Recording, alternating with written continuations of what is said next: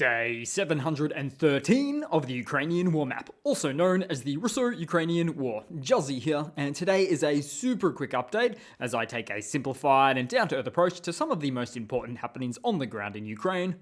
And I'll quickly note, I'm dealing with some major sound technical issues, so it is what it is for the next few days maybe. So first up, we'll take a look at those Russian losses, as currently Russia sits on more than 390,000 military personnel losses, which includes 17 tanks, a whopping 35 APVs, and 18 artillery. Then we'll head across to the map and we'll start out in the border oblasts of Bryansk and Belgorod.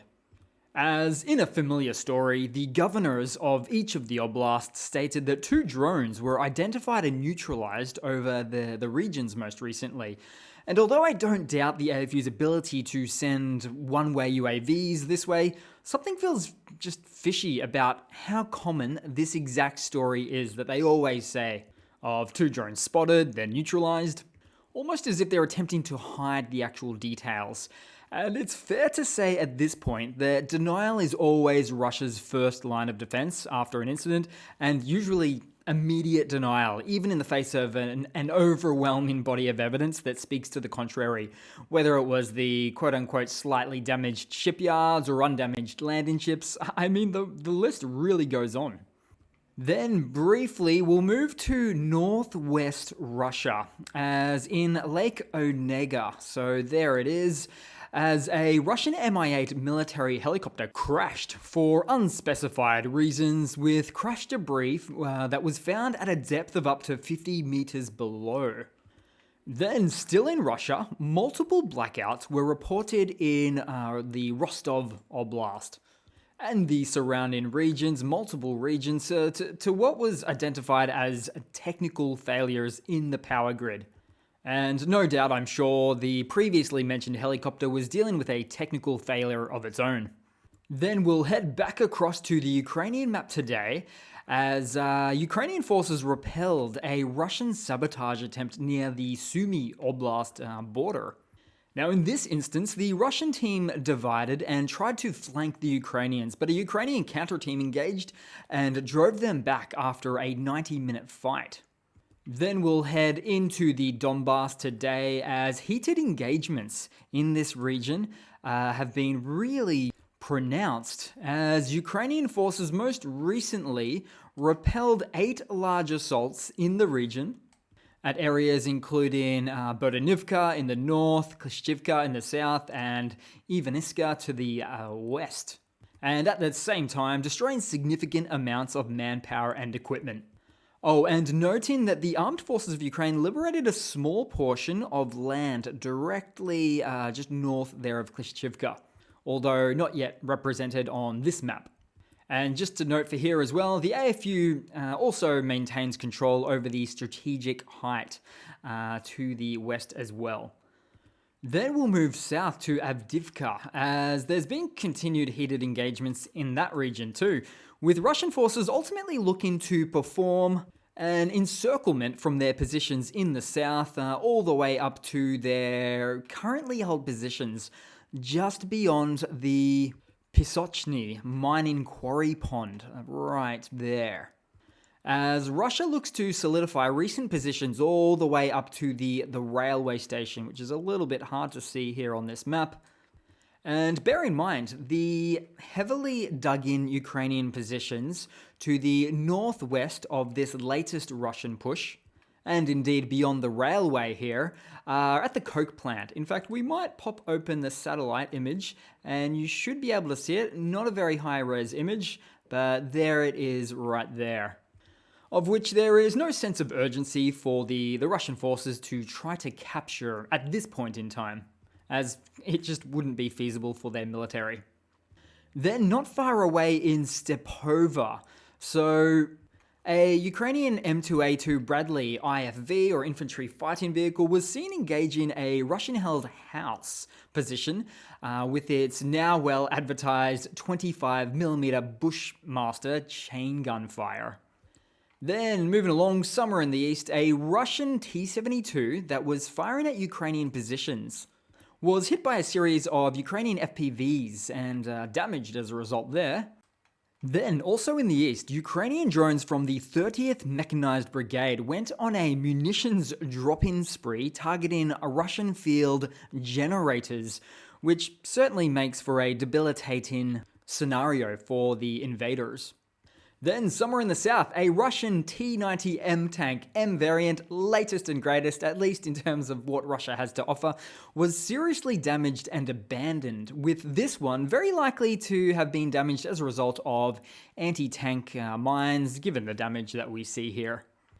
Then I want to move to the Zaporizhzhia front for just a hot second, because although no changes on the front, we were lucky enough to see yet another Russian deployed T-55 tank. As in, first built or produced in 1955, and this one was near the front lines at Robotyne. And as you can see and guess, no upgrades, no ERA block additions, no anything. Just a raised cannon that might have been used for some short-range artillery fire before its untimely demise. Oh, then also we saw Zelensky, president of Ukraine, go to this location as well, and certainly a location that Putin himself would never go to. Also in Robotyne at the front lines, where he also awarded troops recognizing their service for our outstanding bravery. And he also held a meeting on the security situation in the Zaporizhzhia region. Then just briefly to Kherson, as we saw the resurgence of the Russian use of their Chinese-supplied Desert Cross 1003 ATVs, which, with little to no protection on these things, soon thereafter led to its pretty immediate destruction. Oh, and there was also a T-72B3 variant of the Russian tank taken out just on the front doors of the AFU-held positions in Krinky as well. Then we'll head across to some news for today. So the Netherlands is actually upping its commitment to Ukraine with an additional 6 F-16 fighter jets, making for a total contribution of sending 24 to Ukraine now from the Dutch nation. But this news also seems to be coupled with additional news coming out at the very same time, specifying that F-16s will arrive in Ukraine with missiles at a range of 300 to 500 kilometers, or roughly thereabouts 200 to 300 miles. And this was all stated by the commander of the Joint Armed Forces of Ukraine, and with some additional reports suggesting that this would include the AGM-158 air-to-surface missiles, among any of the other possibilities of the F-16's NATO standard armament capabilities. There's quite a few. Then in a bit of a different Ukrainian hardware news update, here's a bit of a random example of one of the many drones that Ukraine produces. So this Ukrainian-built drone, the Shulika Mark 6, a strategic frontline strike drone with night vision that boasts a range of about 10 kilometers, roughly 6 miles, with a 6 kilogram payload. And it also boasts resistance to electronic warfare. And this little device or platform has in fact already been very well field tested and has received positive feedback from the Defense Forces for its tactical significance, especially in nocturnal operations. And interestingly, the drone is undergoing NATO codification, which means this effective little beast is entering into a standardization methodology used to identify, classify, and stock all items of supply that are used by the armed forces in NATO countries. And in some other news, where is Gerasimov? So Russia's top general of the Chief of the General Staff was last seen in public on December 29th, just before the end of the year. During that event, he was presenting state awards to military personnel. In fact, there have been no public appearances or official statements from him this year, in 2024, leading to speculations and rumors about his whereabouts. Now, the Kremlin has not responded to these rumors, including those suggesting that he might have been affected by a strike in annexed Crimea some time ago. which, if true, wouldn't even be the first time it happened. For instance, remember Sokolov? The commander of Russia's Black Sea Fleet was believed to have been eliminated after a very successful series of strikes on the Crimean Peninsula that included the Black Sea Fleet headquarters, which all happened back in late September last year. And this guy's not been seen or heard from since, which is particularly strange given all of the events of destruction of Russia's Black Sea Fleet in the following 5 months.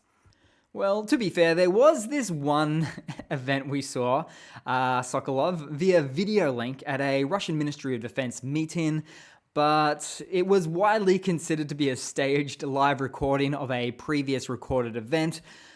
And well, there's that, and look at all the faces on the attendees. It was an instant classic when that happened. Then in some other news, starting March 1st, Russia plans to block VPNs, with Russia's head of the Safe Internet League labeling them as a portal to hell. Although she acknowledges the challenge of blocking all VPNs as being something that's really quite impossible, the efforts will focus on the major or the most popular apps available to most Russians so that they can get their outside information from. Quite the portal of hell indeed. So it really appears as if Russia really has it in for themselves, trying to lock themselves up digitally and becoming something akin to North Korea or China. Great plan you've got there. Then in a bit of a lighter news segment, or just a bit of a lighter piece, it looks like Ukraine is getting ready for Valentine's Day with the placement of a big red heart on the Mother Ukraine monument as found in the Kyiv capital. And I show these types of events as a bit of a contrast to Russian culture that doesn't really ever seem to spread the love anywhere near as much as the country that they are invading. Hey, go figure.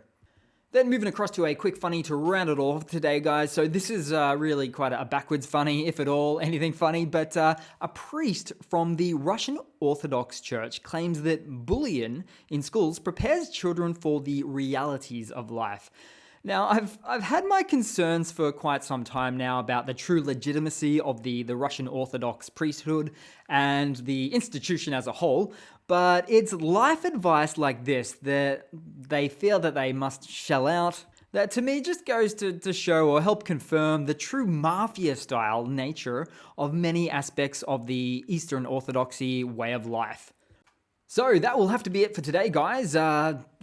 Dealing with some major technical issues, particularly as it relates to sound, but some video stuff as well. Hopefully I get all this fixed in the next few days.